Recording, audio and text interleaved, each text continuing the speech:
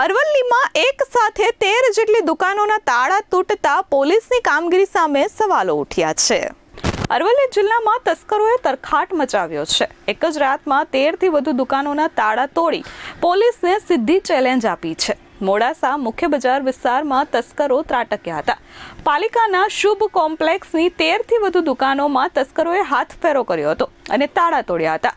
જોકે પોલીસ મથકની નજીકથી જ આ ઘટના બનતા પોલીસની કામગીરી સામે સવાલો ઉઠ્યા છે, જ્યારે બીજી બાજુ દુકાનોમાંથી રોકડ સહિત અનેક કિંમતી વસ્તુઓની ચોરી થઈ હોવાનું પણ સામે આવ્યું છે।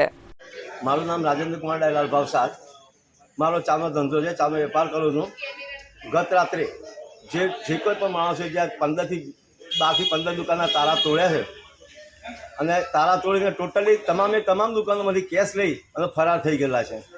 આ વખતે પોલીસે ખરેખર ધ્યાન આપી અને એના પર કાર્યવાહી સતત કરવા મારો આગ્રહ છે અને અમારા ગરીબ માણસોને જે પૈસા જાય એ પૈસા વ્યાજબી ના ગણાય। એટલા માટે હું કહું છું કે તમામ પોલીસ સ્ટાફ અને કર્મચારીઓએ મને સાથ અને સહકાર આપવો એ વિનંતી છે। તમને કઈ રીતે ખબર પડી કે હું સવારે પહેલો 5:30 આવ્યો। 5:30 મેં આવ્યું, તાળું જોયું તો તાળું મળે નહીં મને, તો તાળું મેં જોયું તો તાળું નીચે પડેલું હતું અને પછી મેં બધી જ જગ્યાએ તપાસ કરી તો બધી દુકાનો તાળા તૂટેલા હતા। આ રીતે 15 દુકાનના તાળા તૂટેલા છે। મારી દુકાનમાંથી આ બધું લગભગ 10,000 રૂપિયા જેવું બીજો માલ સામાન લઈ ગયો હતો। મહેન્દ્ર પ્રસાદ, S24 ન્યૂઝ, અરવલ્લી।